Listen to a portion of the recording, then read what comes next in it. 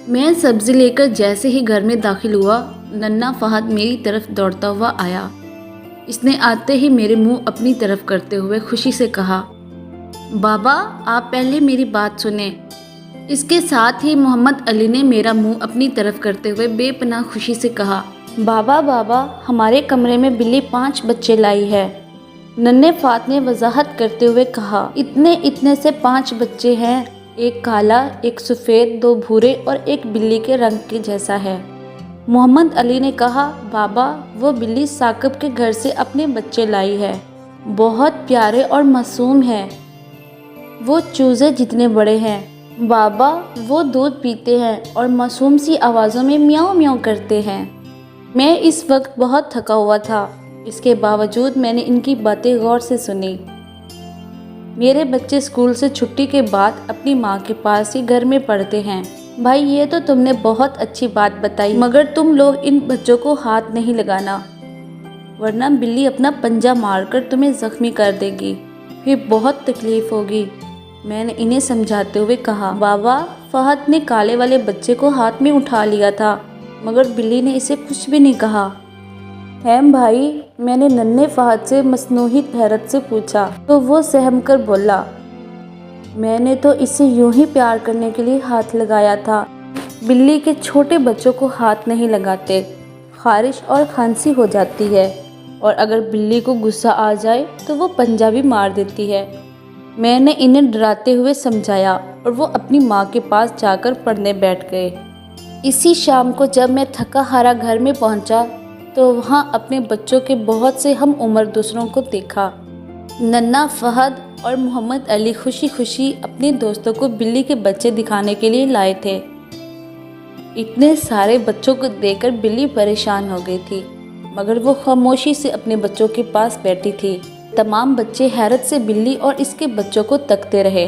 जब काफ़ी रात हो गई तो मैंने सब बच्चों को इनके घर में भेज दिया और अपने बच्चों को अंदर ले लिया और फिर हम सब सो गए। रात को तकरीबन 2 बजे बिल्लियों के चीखने की आवाज़ पर मैं उठ बैठा और इस वक्त थकन से मेरा बुरा हाल था, मगर इस शोर की वजह से नींद टूट गई थी। बिल्लियों की आवाज़ सुनकर दोनों बच्चे और बेगम भी जाग गई थी। जब किसी तौर पर आवाज़ कम ना हुई तो मैंने फहद का बैट उठाकर बाहर आ गया।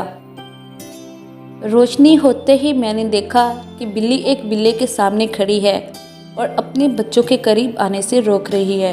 बिल्ले को देखते ही मैंने गुस्से से बैट बिल्ले को दे मारा, जो इसकी कमर पर लगा और वो फौरन ही दीवार फैलाकर गायब हो गया। बिल्ले के जाते ही बिल्ली खामोश होकर अपने बच्चों से जा लिपटी और मैं अपने कमरे में आ गया। नन्हे फहद ने अपनी आंखें मलते हुए पूछा, बाबा क्यों चीख रही थी? मैंने इसे बताया, बिल्ला इसके बच्चों को खाने के लिए आया था, इसीलिए। क्यों बाबा? इसने रटारट ये सवाल किया। इस वक्त मैं आराम के मूड में था, इसीलिए मैंने चिढ़ते हुए कहा, सो जाओ मुन्ने, मैं बहुत थक गया हूँ। मेरी तरफ देखकर वो सहम गया और मेरे गले में हाथ डाले मज़े से सो गया। थोड़ी देर बाद मुझे भी नींद आ गई। रात को तकरीबन 3:30 बजे फिर बिल्लियों के चीखने पर मैं गुस्से से उठ बैठा। इस कमबख्त बिल्ली और इसके बच्चों की वजह से मेरा आराम और सुकून बर्बाद हो गया था। इस वक्त भी बिल्लियों की आवाज़ें इतनी तेज़ थी कि बेगम और बच्चे भी जाग गए। अभी मैंने उठकर बाहर जाना ही चाहा था कि बेगम बोली, ठहरे मैं देखती हूँ। ये कहते हुए वो उठकर बाहर गई। अभी उन्होंने बाहर का बल्ब रोशन ही किया था कि बिल्ला दीवार फैलाकर वापस भाग गया। इसके जाते ही बिल्ली खामोश हो गई और बेगम भी कमरे में आ गए। सुबह होते ही इस बिल्ली और इसके बच्चों को सामने वाले कारखाने में भिजवा दिया। कम बख्तों ने मेरा सोना अजाब कर दिया है। मैंने ये बात गुस्से से कही थी, जो फहद को बुरी लगी, और इसीलिए वो उठकर अपनी माँ के बिस्तर पर चला गया। मुन्ने के सवाल को इसकी माँ समझ गई थी। उन्होंने शफकत से नन्हे के सर पर हाथ फेरा और उसे सोने की तलकीन करने लगे। हम फिर सो गए, मगर ज़रा ही देर में बेगम की आंख खुल गई। अभी उन्होंने करवट ही ली थी, फहद को इधर उधर तलाश करने लगी।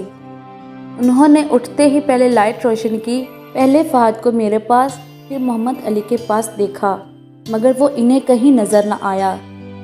फिर वो परेशानी की हालत में उठते हुए बोले, फ़हद कहाँ है? फ़हद? मुझे क्या मालूम, वो आपके साथ ही तो सो रहा था। मैंने चौंक कर आंखें मली और फौरी उठ गया। रात के इस पहर फ़हद के गायब होने पर हम घबरा गए। कमरे से निकलते ही मैंने बरामदे की लाइट रोशन की और फ़हद को आवाज़ें देना शुरू कर दी, मगर हैरत ये थी कि वो यहाँ भी नहीं था। इस वक्त हम दोनों पर अनजाना खौफ सवार था। बेगम जल्दी जल्दी बाथरूम की तरफ गई मगर इसे वहाँ भी ना पाकर परेशान हो गई। कहाँ चला गया? वो खुद से बड़बड़ाई।